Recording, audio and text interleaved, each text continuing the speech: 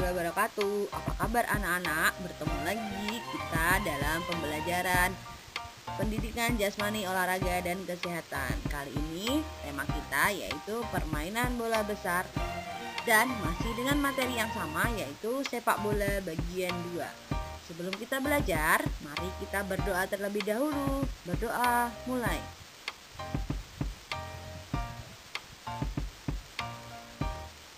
Oke, cukup.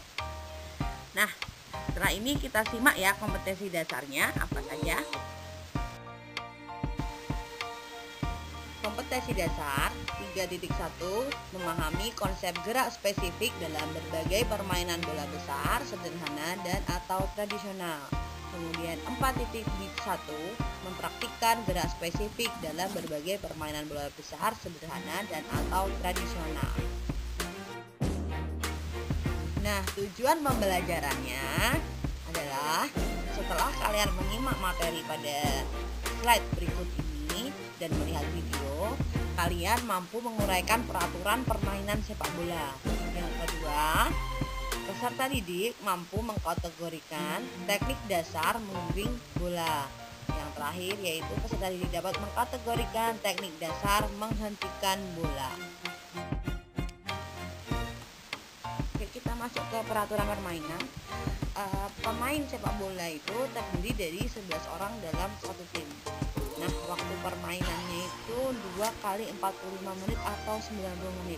Nah, di situ juga ada jenis pelanggaran. Yang pertama yaitu foul itu artinya pelanggaran ya. Kemudian free kick atau tendangan bebas. Nah, siapa sih yang melakukan tendangan bebas ini ketika ada pemain yang melakukan pelanggaran handball. Handball itu memegang tangan secara sengaja maupun tidak sengaja. Kemudian pelanggaran yang dijadikan penalti. Nah, penalti ini tembakan hukuman karena melanggar peraturan permainan yang berada di daerah depan gawang. Kemudian yang terakhir yaitu offset. Nah, offset ini adalah seseorang akan berada pada posisi offset pada bagian saat ada bagian tubuhnya, badan, kaki atau kepala yang berada di bagian pertahanan lawan. Nah, dia lebih dekat dibanding garis gawang dibandingkan dengan bola dan orang kedua terakhir dari lawan. Biasanya pemain bertahan terakhir di bagian kiper. Nah, jadi ini kalau ada kita misalnya main bola, bolanya masih di depan. Kemudian kita udah berada di gawang lawan, sementara bola masih di depan dan kita lebih duluan daripada 2 orang yang terakhir itu, maka itu terjadi gitu ya. Baik, kita masuk ke teknik menggiring bola. Nah, menggiring bola itu ada 3 macam. Yang pertama yaitu menggunakan kaki bagian dalam, kemudian menggunakan kaki bagian luar, dan yang terakhir menggunakan punggung kaki.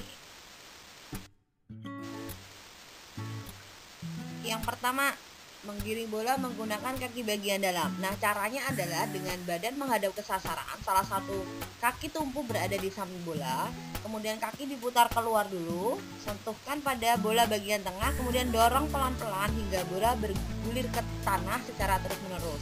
Nah, saat menggiring bola ini kedua lutut ditekuk ya, kemudian pandangan ke arah bola. Nah, menggiring bola dengan kaki bagian dalam ini relatif lebih mudah tetapi kurang terkontrol karena biasanya tendangannya akan kencang. Nah, itu kekurangan dan kelebihannya. Oke. Yang kedua, menggiring bola menggunakan punggung kaki. Nah, caranya adalah pertama badan menghadap ke arah sasaran atau salah satu kaki tumpu berada di samping bola, kemudian kaki ditekuk sehingga punggung kaki itu menghadap ke depan. Nah, kalau sudah, kemudian dorong pelan-pelan hingga bola bergulir ke tanah secara terus-menerus, dilakukan bertahap ya.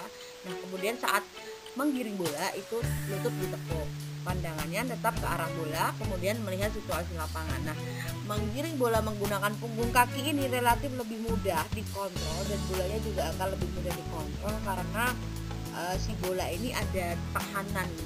Nah, ini cocok banget untuk pemula belajar untuk menggiring bola dengan menggunakan punggung kaki karena kakinya juga lebih enak digunakan. Oke, yang ketiga, menggiring bola menggunakan kaki bagian luar. Caranya hampir sama, badan menghadap ke sasaran, salah satu kaki tubuh berada di samping bola, kemudian putar kaki ke dalam. Nah, ini berbeda dengan menggiring bola dengan kaki bagian dalam. Kalau kaki bagian dalam kita putar keluar, nah kalau kaki bagian luar kita putarnya ke dalam. Nah, ketika sudah diputar ke dalam, maka kaki bagian luar itu akan menghadap ke depan.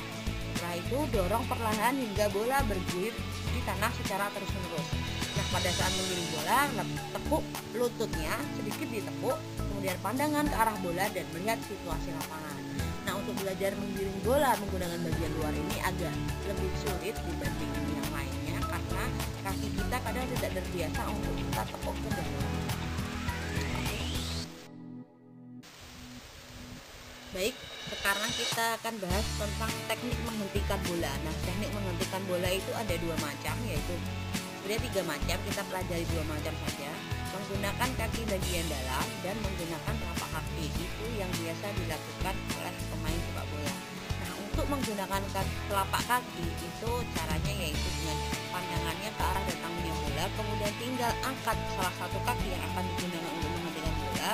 Kemudian saat bola datang maka tinggal turunkan kaki dan sedikit ditekuk. Nah, untuk yang menggunakan kaki bagian dalam itu hampir sama juga, berbeda nanti posisi kakinya.